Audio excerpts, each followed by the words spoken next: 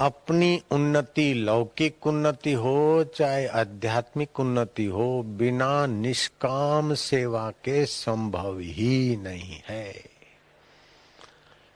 जिन सेव्या तिन पाया मान, नानक गावे गुण निधान।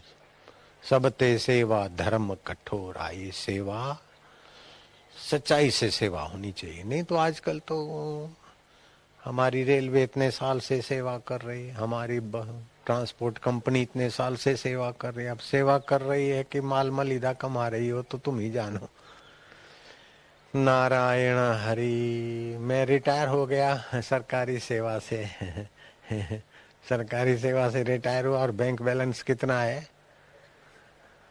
सेवा से रिटायर हुआ। छोड़ो, सब भी ढका रहे, सब गटर का ढक्कन बंद रहे तो ठीक है, नहीं तो आएगी बदबू। सेवा सच्ची तो वही कर सकता है जिसका उद्देश्य ईश्वर है। बाकी तो सेवा के नाम पे गड़बड़ी ही गड़बड़ करते। तो अपने जीवन में ईश्वर प्राप्ति का उद्देश्य बना दे, क्योंकि ईश्वर के सिवाय सब नाश हो रहा है, बीत रहा है, एक पल भी नहीं रुकता है। बचपन बीत गया, किशोर अवस्था बीत गई, सब बीत रहा है। तो नश्वर चीज को पाने का उद्देश्य बनाएगा तो कितना भी बुद्धिमान हो जाएगा, दुखों से जान नहीं छूटेगी। और नश्वर चीजें पाकर सुखी होने की इच्छा बेवकूफी से कुकर्म करेगा तो ब्रह्मा जी भी उसकी दंड से, सजा से नहीं बचा सकते। इसीलिए आप सुख चाहते हैं, पक्की बात है, तो सुख स्वरूप आत्मा है, परमात्मा है।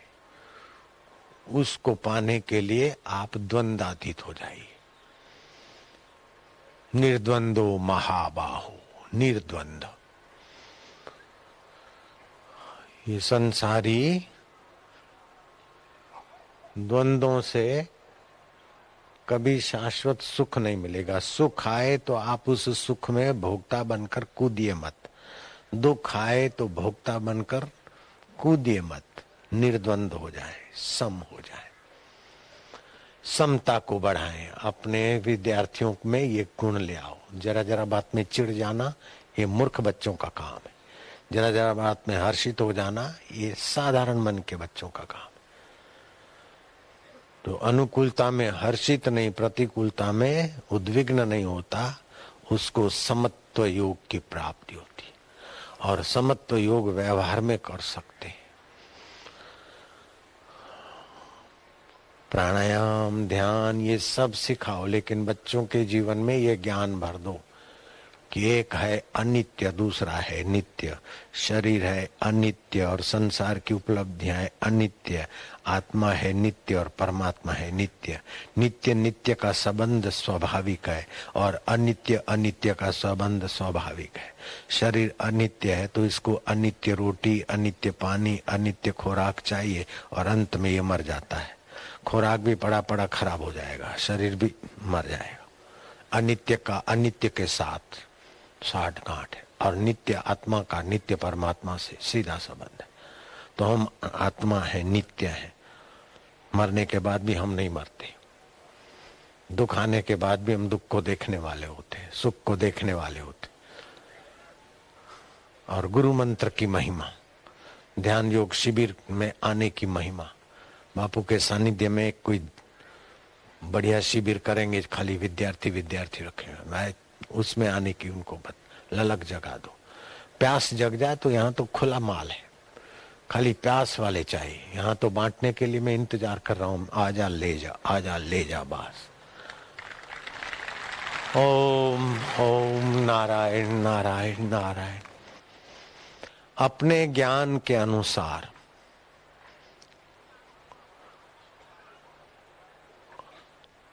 अगर जिएंगे तो बार बार दुखी होंगे, और शास्त्र ज्ञान के, भगवत ज्ञान और गुरु के ज्ञान से जिएंगे तो बार बार सुख और दुख के सिर पर पैर रखते हुए ऊंची सीढ़ियों को सर करते जाएंगे, पक्की बात है।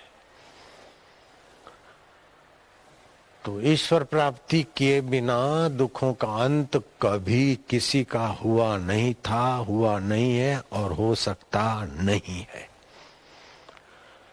ईश्वर प्राप्ति के बिना दुखों का अंत किसी का हुआ नहीं था, हुआ नहीं है, हो सकता नहीं है। ये बात अपने में बैठ जाए, ये सिद्धांत बैठ जाए, बस निश्चय हो जाए। कितने डॉलर कमा ले, कितनी ऊंची पदवियों पे पहुंच ले, लेकिन दुखों का अंत नहीं होगा, क्योंकि जीवात्मा शाश्वत है, शरीर और संसार नश्वर है। नश्वर से शाश्वत की प्यास नहीं बुझ सकती।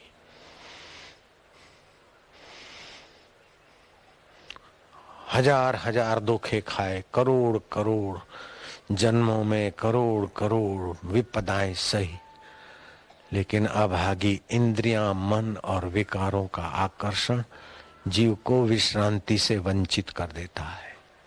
बिनु रघुवीर पद जिय की जर नहीं न जाई।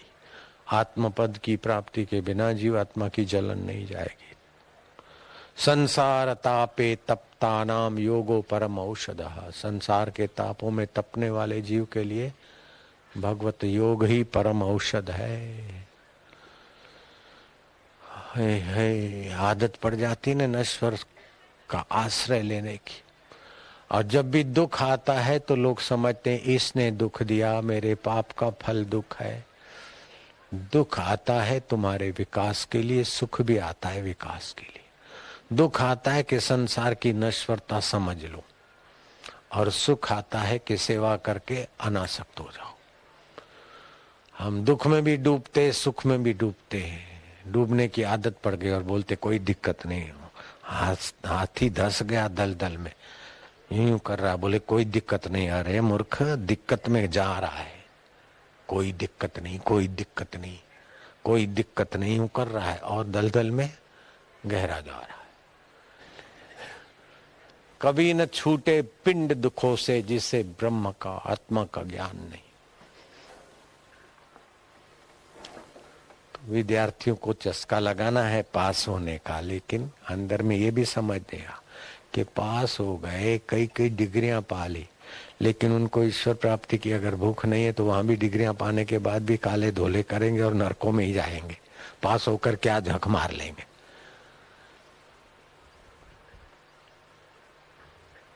अव्वल नंबर आए, अव्वल नंबर आए, अव्वल नंबर आए बापू की कृपा से। बापू की कृपा क्या, ये तो दासी की कृपा है। बापू की कृपा होती तो ब्रह्म ज्ञानी हो जाता। तो ये तो बापू की चेली की कृपा है। कई चेलियां हैं, देखो बैठिए, ये चेलियां बैठी। बापू की चेलियों की कृपा को बापू की कृपा मत मानो। बापू की कृपा एकदम V V V V V and V V V VIP होती है।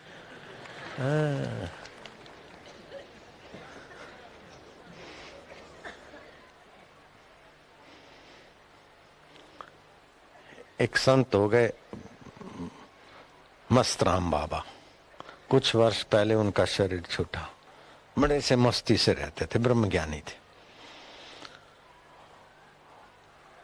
आजादी के पहले कोई कुटुंब में राजा मर गया। अब दो भाइयों के बीच झगड़ा चला। वो बोला मैं राजा बनूं, वो बोला मैं।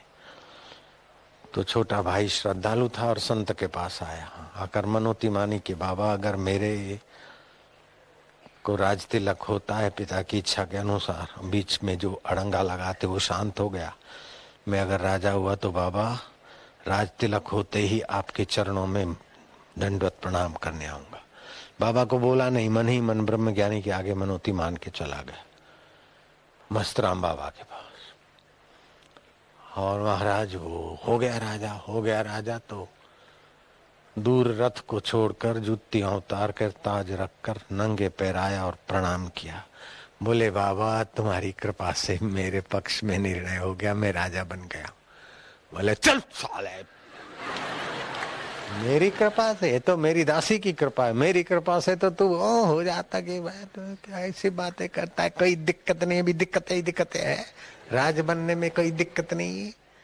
राजा बन गया, बोले राजा बनने में आपकी दुआ से कोई दिक्कत नहीं आई, लेकिन राजा बनेगा, मैं राजा हूं, फिर दिक्कत ही दिक्कत बटोरेगा और क्या करेगा। मेरी कृपा होता तो महाराज बन जाता। दास कबीर चढ़्यो घड़ ऊपर, राज मिल्यो अविनाशी। अविनाशी आत्मा को जान लेगा, ये पा लिया, बोले कोई दिक्कत नहीं। दिक्कत की तो खाई में जा रहा है, बोले कोई दिक्कत नहीं, कोई दिक्कत नहीं, धंसता जा रहा है।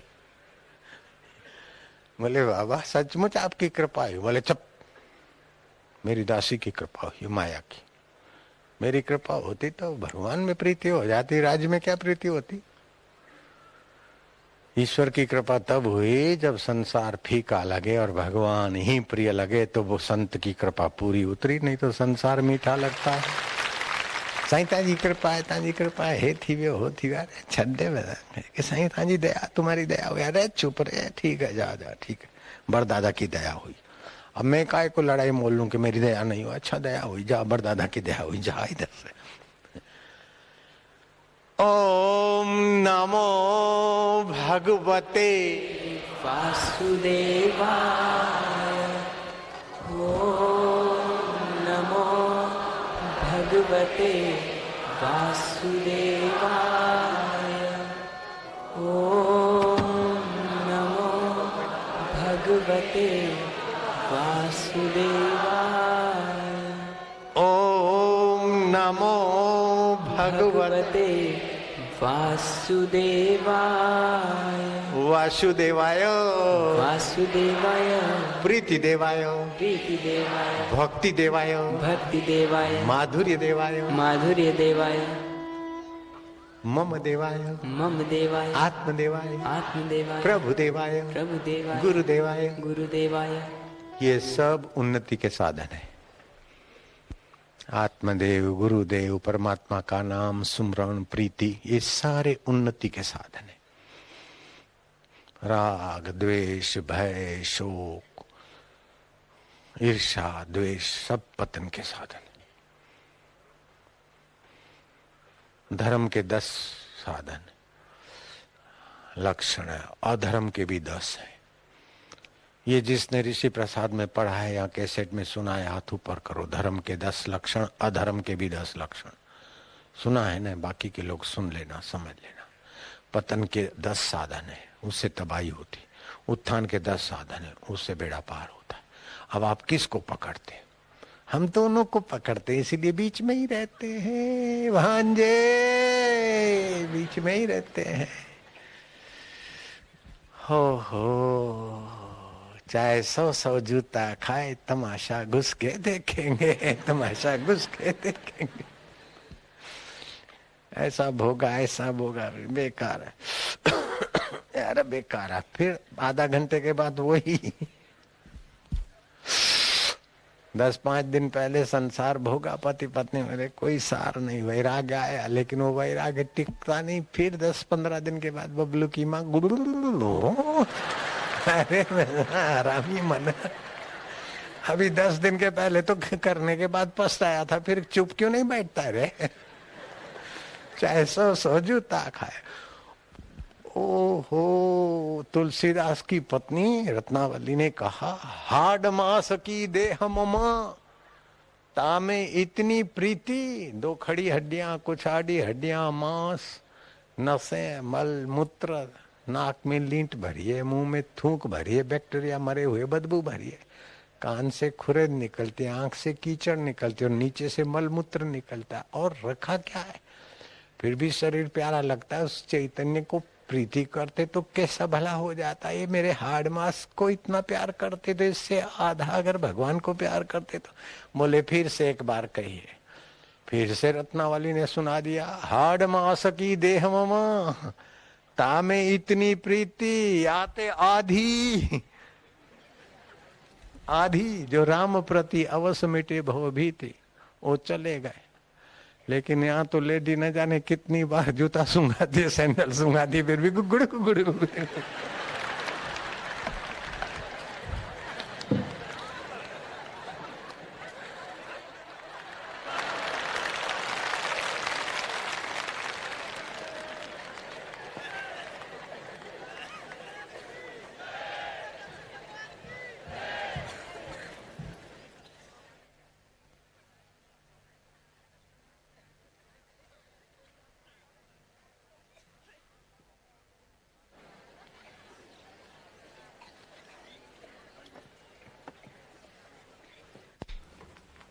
तो मनुष्य के पास उत्तम साधन है विवेक। अगर वो विवेक का आदर करे, भाई अनित्य सुखदायी लगता है लेकिन सुख देता नहीं है, थकाता है। अनित्य में सुख नहीं है, नित्य में सुख है। इस प्रकार का विवेक कर ले।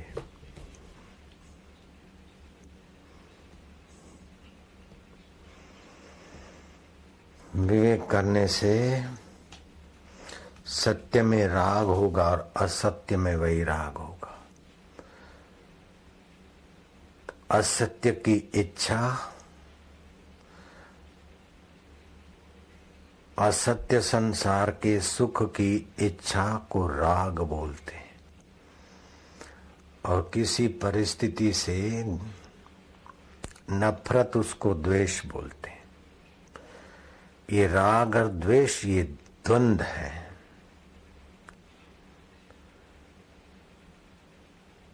इस राग द्वेष को जीतने के लिए भगवान उपाय भी बताते हैं। भगवत गीता 7वें अध्याय का 27वां श्लोक है।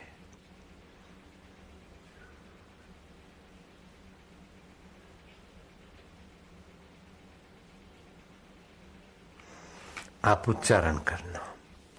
इच्छा द्वेष समुत्थेन, इच्छा द्वेष समुत्थेन द्वंद्व मोहेन भारतः,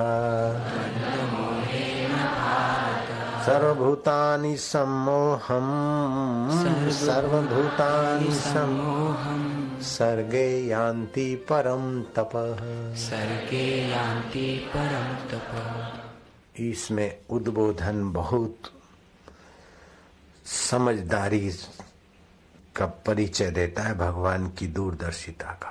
कहते भरत वंश में उत्पन्न भारत, भा माना ज्ञान और रत माना उसमें रमण करने वाले हो तुम, और परम तपः अर्थात परिस्थिति और विकारों के अधीन न होने वाले,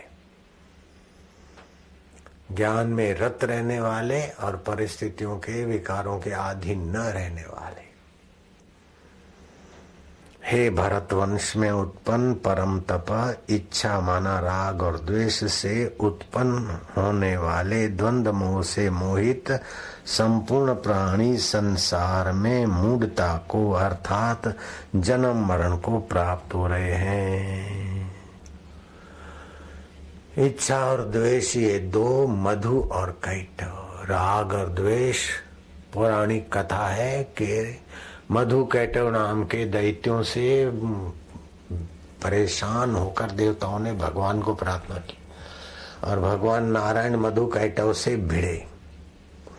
मधु कैटव मरे ही नहीं, मरे ही नहीं, मरे ही नहीं। 1 साल, 2 साल, 3 साल, 5 साल, 10 साल, 25 साल, 100 साल, 200 साल, 5000 वर्ष तक मधु कैटव से भगवान भिड़ते ही रहे, वो मरे ही नहीं। आखिर मधु कैटव प्रसन्न हो गए, बोले कि हम 2 और तुम अकेले, मैदान नहीं छोड़ते। इस बात पर नारायण हम प्रसन्न है तुम पर, वरदान मांग लो। बोले वरदान तो ये दे दो कि तुम मेरे हाथों मर जाओ। बोले मरेंगे हम वहीं जहां रस ना होगा, जहां रस होगा वहां हम नहीं मरेंगे। सूंघने का रस, चखने का रस, सुनने का रस, काम विकार भोगने का रस, जहां इंटरेस्ट आएगा वहां तो महाराज हम नहीं मर सकते। जहां ये फीका लगने लग जाएगा वहां हम मर जाएंगे। जयराम जी बोलना पड़ेगा। तो अब साधन भगवान ने बोला, बोले अब तो भाई ये मधु कैटव उन्हीं साधकों के मरेंगे राग और द्वेष जिनका विवेक पुख्ता होगा। तो विवेक कहां से मिले? बोले सत्संग से। बिनु सत्संग विवेक न होई। बुद्धि है, विवेक का 9वां हिस्सा बुद्धि है। विवेक बहुत ऊंची चीज है। विवेक का 9वां हिस्सा बुद्धि है। सत्संग से विवेक प्रखर होता है। जितना सत्संग से विवेक प्रखर होता है उसकी बुद्धि उतनी 9वां हिस्सा उतना बलवान हो जाएगा।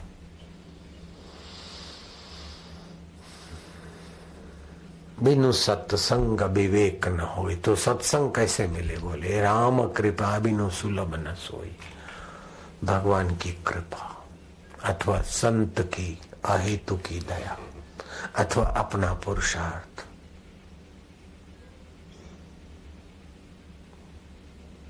सत्संग पुरुषार्थ करके जाए, भगवान की कृपा को ऐसे कर्म करे कि भगवत कृपा उतरे तो सत्संग में जाने की बुद्धि बने। अथवा कोई दयालु संत काकताली न्याय न, कौवे का बैठना फल का गिरना, महाराज जाना और संत का सत्संग करना और कान में पड़ जाए, मुफ्त में माल मिल जाए, ये भी होता है। तो भगवत कृपा से पुण्य पुंज बिन मिले नहीं संता, पुण्यों के पुंज के बिना संत नहीं। द्रवी जब रघुनाथ तब होई सत्संगा। भगवान त्रिभुत हों आपके कोई शुभ कर्मों से, तब सत्संग। तो सत्संग से विवेक मिलता है। और हमारा राग क्या है? एक जगह पर राग हो तो भी चलो गनीमत है, राग बटा हुआ है। बिलो मंगल का राग वैश्या में था, उसके बिना भी क्या जीना। वैश्या ने देखा कि इतना बाढ़ के पानी को लांग के बिल्व मंगल मेरे झोंपड़े तक पहुंच गया, मेरे घर तक। इतना साहसी आदमी और हाड़ मास में उलझ रहा है।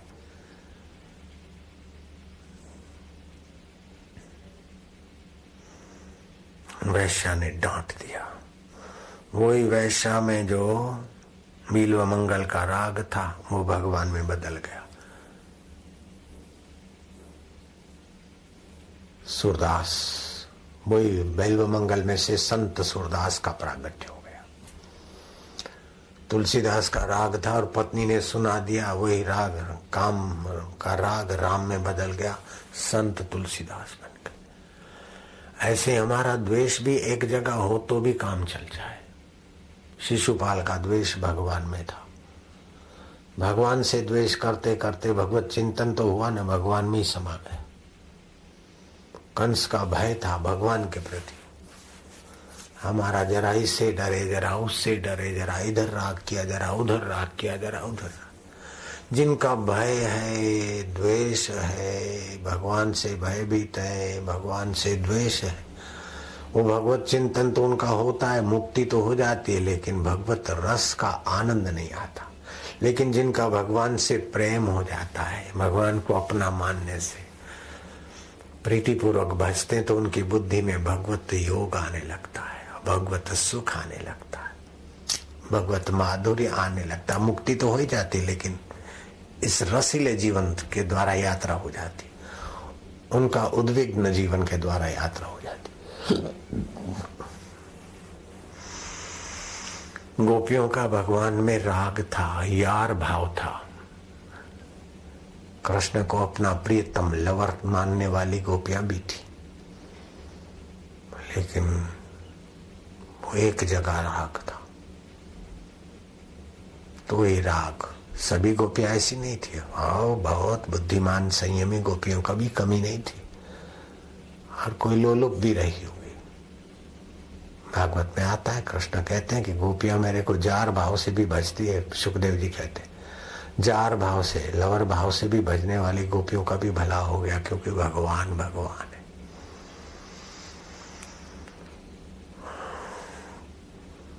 द्वंद्व ही महाबाहु सुखम बंधात प्रमुच्यते। इन द्वंद्वों से ये जीवात्मा बंधता है। इन द्वंद्वों को छोड़ते ही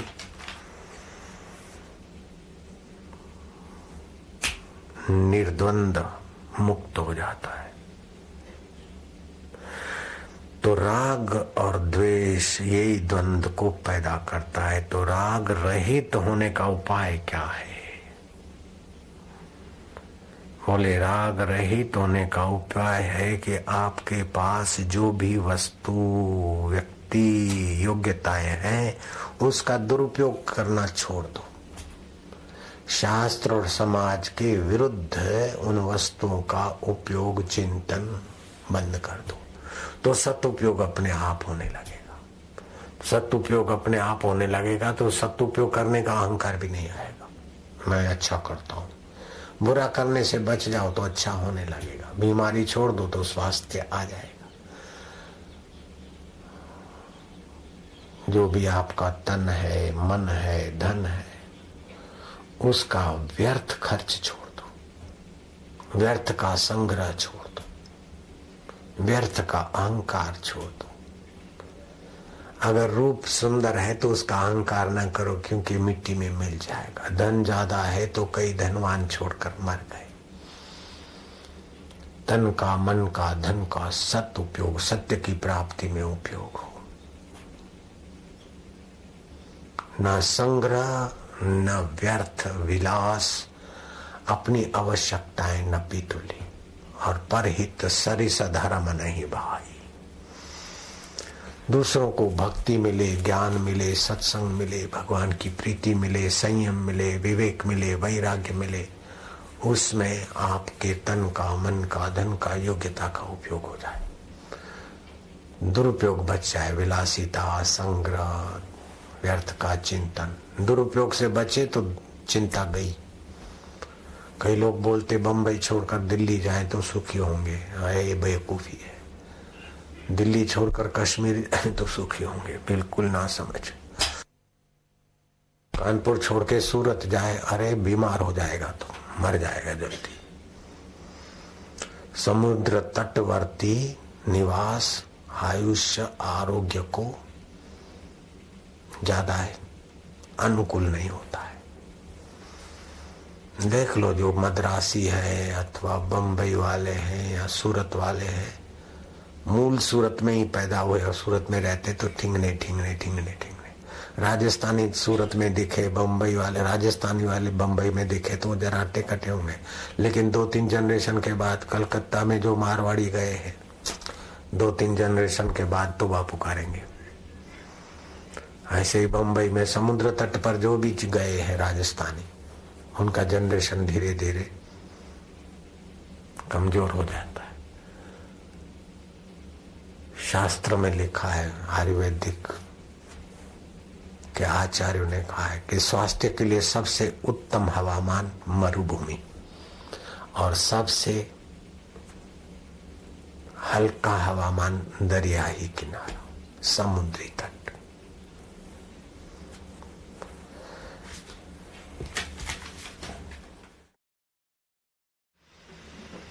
ऐसे दिन कब आवेंगे कि संसार मुझे स्वप्न लगेगा। वास्तव में स्वप्न है। जैसा ज्ञानवान महापुरुषों को दिखता है ऐसे मुझे दिखे।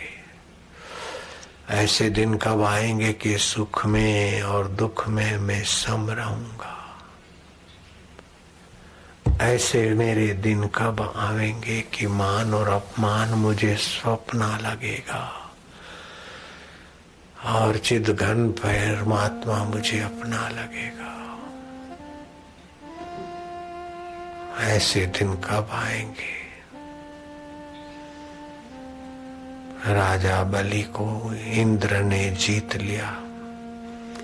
शत्रु जीवित रहे, कहीं फिर बगावत न करे तो बलि कहीं खिसक गए। उसको खोज खोज के इंद्र थक गए। देवता चारों तरफ खोज खोज के निराश हो गए कि बलि दिखता ही नहीं। इंद्र तो रूप बदलना और वायु वेग से, मनोवेग से कहीं भी जा सकते थे, लेकिन न जंगल में दिखते, न बस्ती में, न राज्य में, न उजाड़ में। आखिर बलि इतना प्रभावशाली मेरा प्रतिद्वंदी कहाँ गया? इंद्र को जिज्ञासा हुई। आखिर भगवान ब्रह्मा जी के पास इंद्र गए कि पितामह दैत्यराज महाबली बलि मुझे नहीं दिखाई देता। मैंने सारे प्रयत्न किए, सारे देवताओं को, गुप्तचरों को, खुफिया विभागों को लगा दिया, अभी तक बलि दिखाई नहीं देते। बलि कहाँ होंगे? ब्रह्मा जी ने कहा बलि बड़े बुद्धिमान है, इंद्र बलि मारने योग्य नहीं है। इंद्र ने वचन दिया कि पितामह कहाँ है, उतना मुझे बता दो, मैं उसको शत्रु समझकर नष्ट नहीं करूंगा, लेकिन उसकी स्थिति देखूंगा। ब्रह्मा जी ने कहा कि बलि में चिंतन करने की दृढ़ शक्ति थी, जैसा चिंतन करे ऐसा रूप धारण कर ले। अभी भी कहीं कहीं ऐसे योगी हैं, शेर का रूप धारण कर लेते, दूसरा रूप धारण कर लेते। 2 दिन पहले यहाँ राम जी भाई आए थे, लालजी महाराज के शिष्य, आज से 40 साल पहले रामनवमी के दिनों में कीर्तन करते करते करते हनुमान जी का चिंतन किया खूब। अब हनुमान जी आए कि उनका ही चैतन्य दूसरे रूप में हनुमान का रूप लेकर नाचने लगे। घर वालों ने कहा दो कौन हो? ये कीर्तन में मस्त रात्रि को जवाब नहीं दिया। घर वालों ने कहा चलो भक्त है, किसी भाव में ऐसे ही होता होगा। ताला लगा दिया। सुबह ताला खुला, राम जी भाई को देखने गई उनकी माँ और कुटुंबी, तो देखा कि ताला तो बंद है, लेकिन अंदर वो हमारा कुटुंबी गायब है। कहाँ गए? देखा तो मंदिर में बैठे। कैसे आ गए? बोले पता नहीं। बड़ौदा से 35-40 किलोमीटर के अंतर पर पावागढ़ के पास में ताजपुरा आश्रम है, नारायण बापू रहते हैं। वे मेरे मित्र संत हैं। हमारी गुफा में वे एक बार पधारे थे तो उनका मन हो गया था कि हम यहाँ रहे। मैं क्या भले, हम दोनों साथ में रहे थे गुफा में, कई सप्ताह रहे थे। उनके विषय में मैंने सुना था कि वो शिव मंदिर में शिवरात्रि को प्रीति पूर्वक, नहीं शिवरात्रि नहीं और कुछ था, वो अपनी गुफा में थे और पुजारी शिव मंदिर साफ सुथरा करके चला गया है। ताला लगा गया शटल, और सुबह आके खोलता है तो देखता है कि नारायण बापू बैठे हैं। मैंने इतने बड़े संत को, जैसे मैं अब मेरे को कोई बंद कर दे तो फिर पछताएगा न, ऐसे वो आश्रम के अधिष्ठाता थे। तो पुजारी ने खोला तो शिवलिंग को आलिंगन करके बैठे नारायण बापू। अरे मैंने ये क्या किया? मैं तो रात को बंद किया तब तो कोई नहीं था, ये बापू कैसे आ गए चाबियां मेरे पास? तो ये बात मैंने उनसे पूछी थी कि आप मंदिर में कैसे हो गए थे? तो बोले है क्या पता, लेकिन ये बात सच्ची है। वो झूठ बोले ऐसे संत नहीं। नरसिंह मेहता की 2 शिष्याएं थी, रत्नाबाई और उसकी बहन। वो नरसिंह मेहता में बड़ा स्नेह करती थी। कोई काशी के साधु आकर नरसिंह मेहता को प्रसिद्ध करना चाहते थे अथवा योग का सामर्थ्य दिखाना चाहते थे। नरसिंह मेहता के लिए अफवाह पैदा कर दी कि जुआन लड़कियों के साथ रात को कीर्तन करना ये तो सबको अच्छा लगे। नरसिंह मेहता का रत्नाबाई सुंदरी लड़की का आपस में कुछ गड़बड़ी है।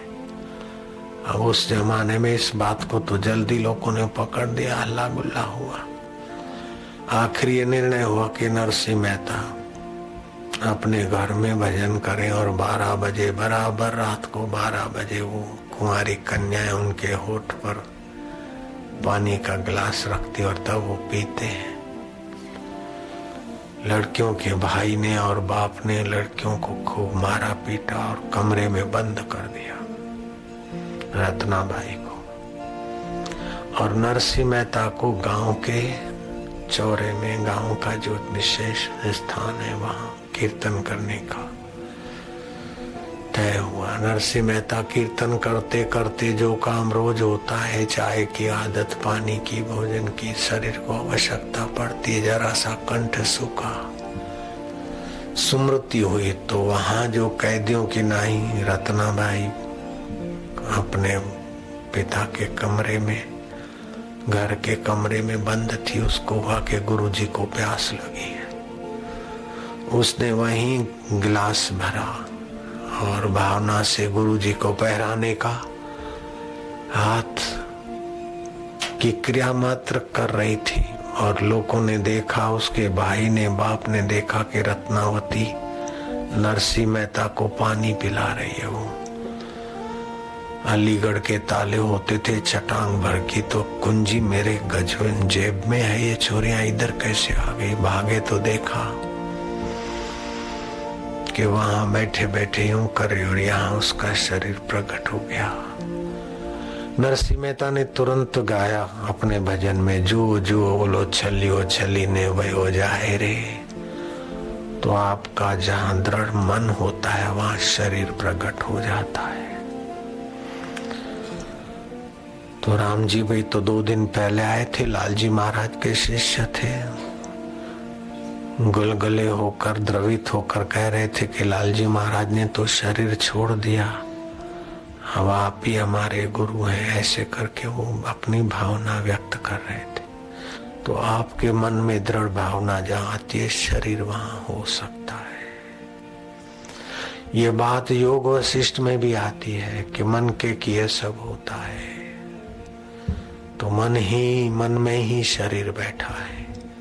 आध्यात्मिक दृष्टि से देखो, भौतिक दृष्टि से देखो तो शरीर में मन है।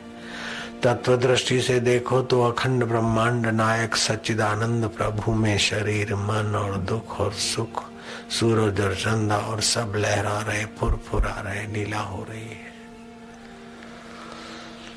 भक्ति मार्ग से चलो, चाहे ज्ञान मार्ग से चलो, चाहे योग मार्ग से चलो, बात तो वही आ जाती है कि परमात्मा सत्य है, चेतन है, आनंद स्वरूप है, सभी के सुहृदय है, सभी के दृष्टा साक्षी आत्म रूप में है। शरीर सभी के बदलने वाले हैं, बीमारी और मौत के ग्रास होने वाले हैं। शरीर को मैं मानकर सदा जीने की इच्छा करना दुखों को बुलाना है, मरने की इच्छा करना कायरता को बुलाना है।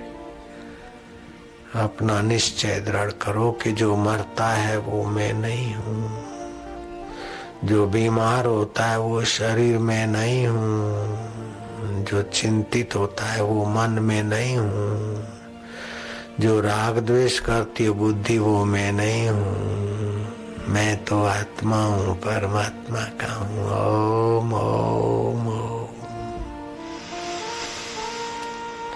ओम शांति, ओम आनंद। सुबह उठकर ये थोड़ी घूंट पी लो, फिर पूजा पाठ में भी थोड़े चुप हो जाओ कि सब बदल रहा है, तन बदल रहा है, मन बदल रहा है, पर्व बदल रहे हैं, दिन बदल रहे, रात बदल रहे। उसको देखने वाला सच्चिदानंद साक्षी मेरा आत्मा परमात्मा एक रस है, हम उसके वो हमारे। ओम ओम ओम। व्यवहार काल में भी बार बार उसका चिंतन करने से मन अमनी भाव को प्राप्त हो जाएगा। व्यवहार भी आपका सुंदर होगा क्योंकि मन में दिव्य सत्ताओं का संचार होगा, दिव्य रस का संचार होगा। जो भी ब्रह्म अभ्यास करते, ब्रह्म चिंतन करते, ब्रह्म ध्यान करते, उनके व्यवहार देखकर दूसरे लोग भी गुलगुले हो जाते हैं। सतृप्तो भवति वह तृप्त होने लगता है, सामृतो भवति वह अमृतमय हो जाता है। सतरति लोकांतार्यति। मंत्र दीक्षा जिन्होंने ली है उनको 18 प्रकार के फायदे होते ही हैं, चाहे जाने चाहे न जाने। कोई 18 प्रकार में कोई फायदा ज्यादा होता है तो कहीं कम होता है, लेकिन होते हैं 18 प्रकार के फायदे। जापक को कितना भी सुख आ जाए आप इम्प्रेस मत हो, कितना भी दुख आ जाए बीत जाएगा, बीत जाएगा। सत्य चित्त आनंद अमर है और असत जड़ दुख वैसे ही मर रहा है। अभी अपने आप मर रहा है, जैसे ये गजरा मर रहा है ऐसे ही दुख भी मर रहा है, सुख भी मर रहा है। फिर क्या इसमें मरना?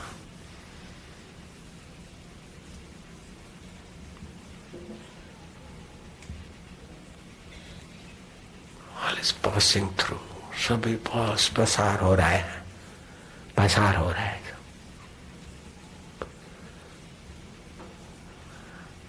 क्या करिए क्या जोड़िए थोड़े जीवन का, आज छोड़ी छोड़ी सब जात है, देह गेह धन राज।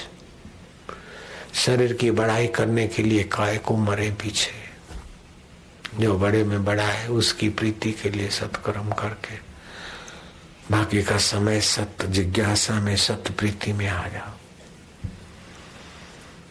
तुकाराम ने बहुत ऊंची बात कह दी कि प्रभु पहले तुम्हारी प्रीति भक्ति दे दो, बाद में सत्कर्म होगा। नहीं तो सत्कर्म के सेवा के बहाने क्या क्या हो जाता है। कुर्सी की लोलुपता, पद की लोलुपता, धन की लोलुपता, क्या क्या आ जाता है। इसलिए भगवत प्रीति जगाओ, अपने को जानो। ये कौन है जो दुख को, इतने इतने दुख आए सब भी पसार हो गए फिर भी रहा, इतने सुख आए चले गए फिर भी रहा, वो कौन है? वो कौन है मतलब मैं कौन? परमात्मा की प्रीति कैसे मिले? परमात्मा प्रेम स्वरूप है, वो मेरे है, और बार बार उसके नाम का चिंतन प्रीति पैदा कर देगा। साबरमती का तट है और ध्यान योग शिविर है, और इतनी सारी तादाद में और इतनी शांति में बैठे हो। ऐसा दृश्य मुझे लगता है कि दुनिया में शायद कहीं होगा कि नहीं, पूरी दुनिया में। हिंदुस्तान में तो मैंने नहीं देखा, और अमेरिका में ऐसा वातावरण संभव ही नहीं है। पाकिस्तान भी मैं घूम के आया, जिन देशों में घूमा वहां तो ऐसा वातावरण संभव ही नहीं है। मैं तो ये कह सकता हूं कि शायद दुनिया में ऐसा वातावरण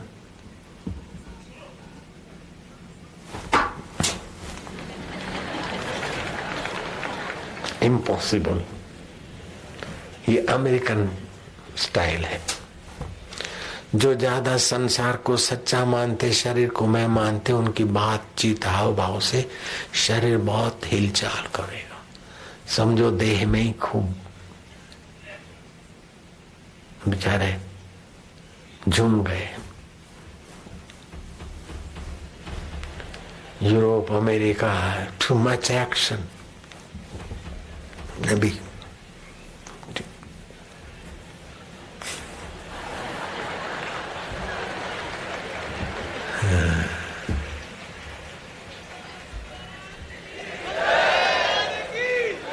तो अपने को शरीर में ज्यादा उलझाओ नहीं, और शरीर से ज्यादा क्रियाएं नहीं करो। यहाँ भी अपने हिंदुस्तान में भी कई ऐसे मूर्ख लोग होते, ताली बजाएंगे तो ठोक ठोक के, वो भी कम नहीं है। पूजा पाठ करेंगे तो चिल्ला चिल्ला के थका देंगे अपने को। वो भगत के बदले भगतड़े बन जाते। शरीर को ज्यादा थकाओ नहीं। अपना ही रास्ता भोगियों का रास्ता नहीं है और त्यागियों का रास्ता नहीं है। अपना तो राजयोग है। योग में भी राजा है। नानक सतगुरु भेटिया, दई ऐसी जुगत। हसंदियां खेलंदियां खावंदियां पहनंदियां, बिच होए मुगत। हंसते खाते खेलते पहनते, मुक्ति का अनुभव करा दे ऐसा ब्रह्म ज्ञानी सतगुरु भेटिया। दई ऐसी जुगत। हसंदियां खेलंदियां खावंदियां पहनंदियां। गोरखनाथ ने कहा हंसी वो खिल। अब नानक जी की भाषा अपनी है, गोरखनाथ की अपनी है, लेकिन सिद्धांत वही। राज विद्या, विद्याओं में राजा है ब्रह्म ज्ञान की विद्या, और गुह्य है, करने में सरल है, और फल इसका अमिट है। ये वो विद्या है अपनी। युद्ध के मैदान में ये विद्या फलित हो सकती। घोड़े हुंकार रहे हैं, हाथी चींकार रहे हैं, दोनों तरफ की सेनाओं के योद्धे एक दूसरे के प्रतिशोध में खून उखाल रहे हैं। ऐसी जगह पर समत्व योग की गर्जना हुई, ज्ञान हुआ। कर्म तो करो, निश्चय तो करो युद्ध का, लेकिन इच्छा ना करो युद्ध के फल की। जिज्ञासा और प्रीति बढ़ा दो, इच्छा हटा दो, बस। ओम ओम ओम। जब भी दुख आए तो पूछो किसको दुख हुआ, दुख की टांगे टूट जाएगी। चिंता है तो कौन चिंता कर रहा है, चिंता की टांगे तोड़ दो। क्रोध आए तो देखो क्रोध आया है, किसको आया, क्रोध की टांगे टूट जाएगी। ऐसा राजयोग, ऐसा बढ़िया। अभी उत्तरायण के दिन ऐसी साधना तपस्या के समय पर ऐसी बातें नहीं बताऊंगा तो कहां बताऊंगा।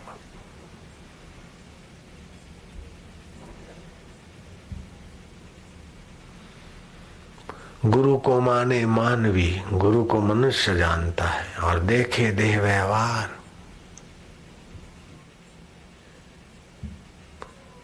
कहे प्रीतम संशय नहीं,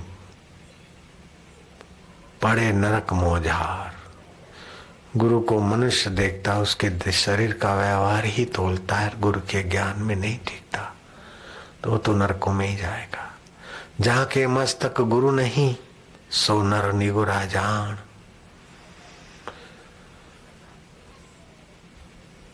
कहे प्रीतम पातक नहीं, पुरुष नहीं पाषाण। उसके ऊपर कौन सा पातक नहीं लगा, निगुर के ऊपर।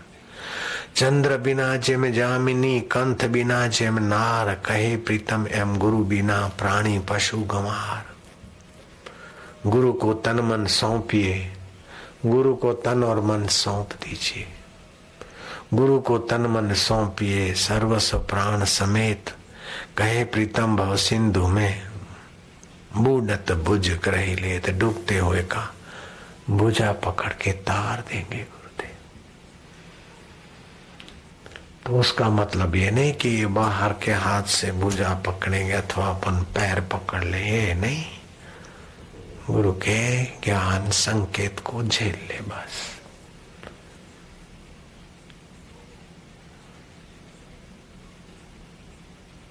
मैं दुखी हूं ऐसा सोचना शिष्य को शोभा नहीं देता। मैं परेशान हूं, मैं पापी हूं, मैं फलाना हूं, नहीं। दुख आता है जाता है, परेशानी आती जाती, मैं उसको देखने वाला हूं। ये ज्ञान बड़ी रक्षा करता है।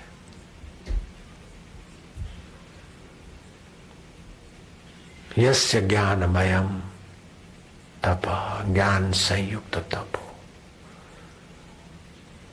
तो मंत्र जाप, फिर मंत्र जाप के बाद चुपचाप बैठ गए।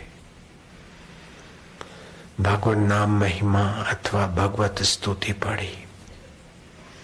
पढ़ते पढ़ते भगवान ऐसे हैं, मन शांत हो जाए तो चुप हो जाना।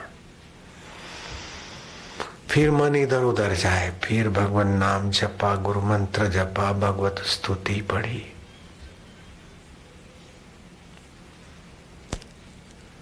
अगर डर लगता है, जरा जरा बात में भय लगता है, तो जीवन रसायन पुस्तक साथ में रखो।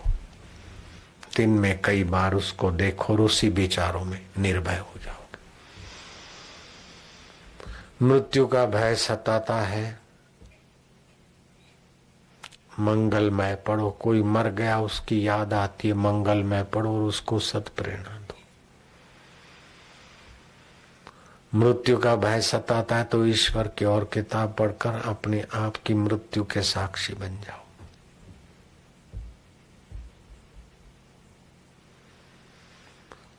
महाराज हमारे को तो कर्जे की मुसीबत सताती है, बैंक का लोन लिया, अब तबाह हो गए, कर्जा बहुत चढ़ गया है। पूरा नहीं होता है, कर्जा कर्जा कर्जा। इस कर्जे की नागचूड़ में तो एक दो नहीं, अपने साधक नहीं, सारे लोग फंसे हैं।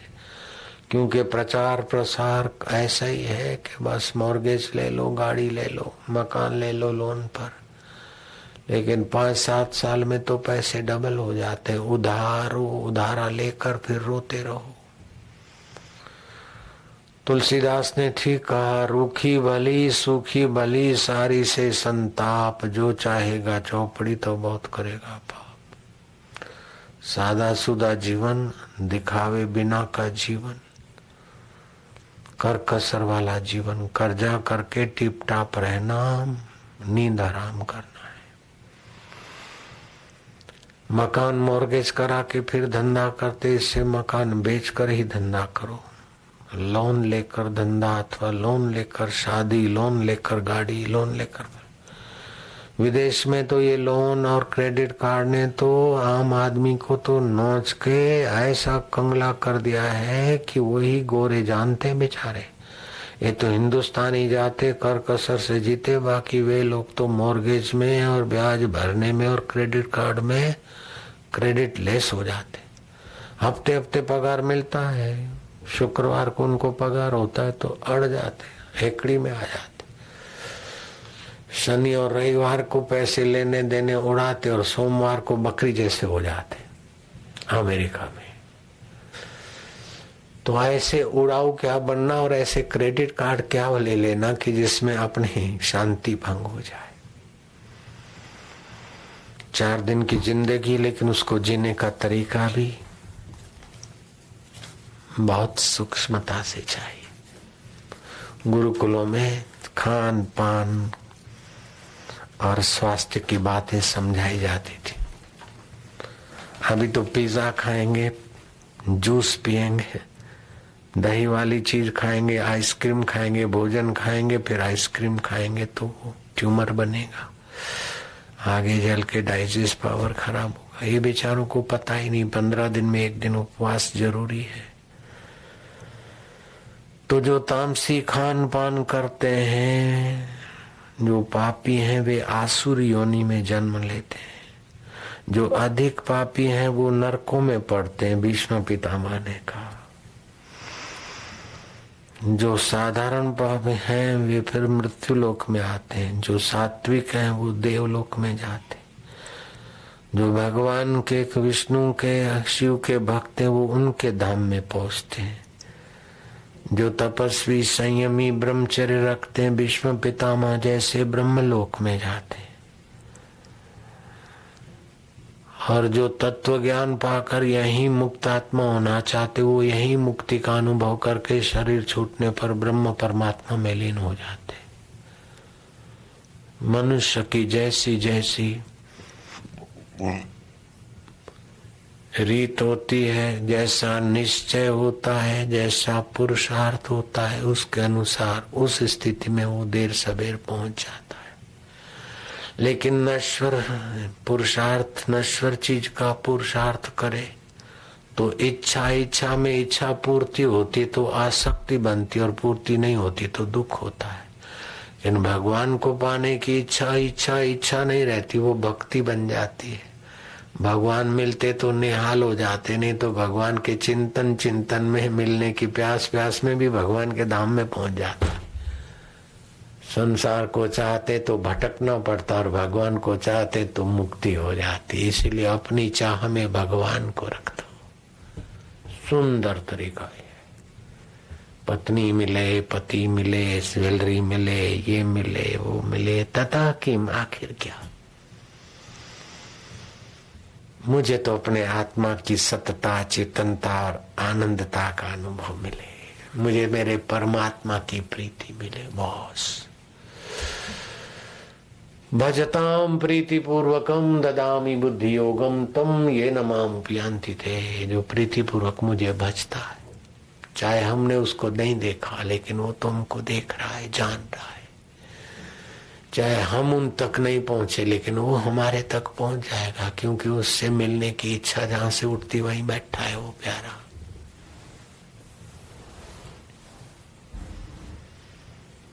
God helps those who helps themselves. Nothing is impossible, everything is possible. Try and try will be successful.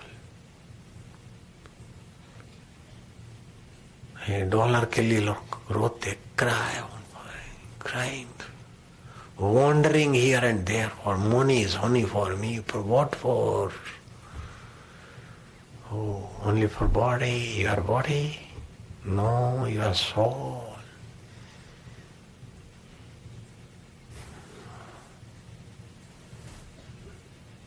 I like. Who is I?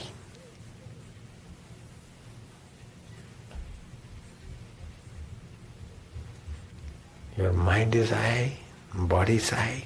Who is I? Ask yourself, who is I? Who am I, boy? Narayan Narayan, ये कर दिया, इतना मिल गया, इतना dollar कमा लिया, महीने में इतना प्रैक्टिस करता है, साल में 500,000 नहीं, 1 million, 2 million प्रैक्टिस करता है, तो साल में 1 million नहीं 1,000 million कमा ले तो क्या हो जाएगा? 1 billion कमा ले, trillion कमा ले, after then what will be? Be tension.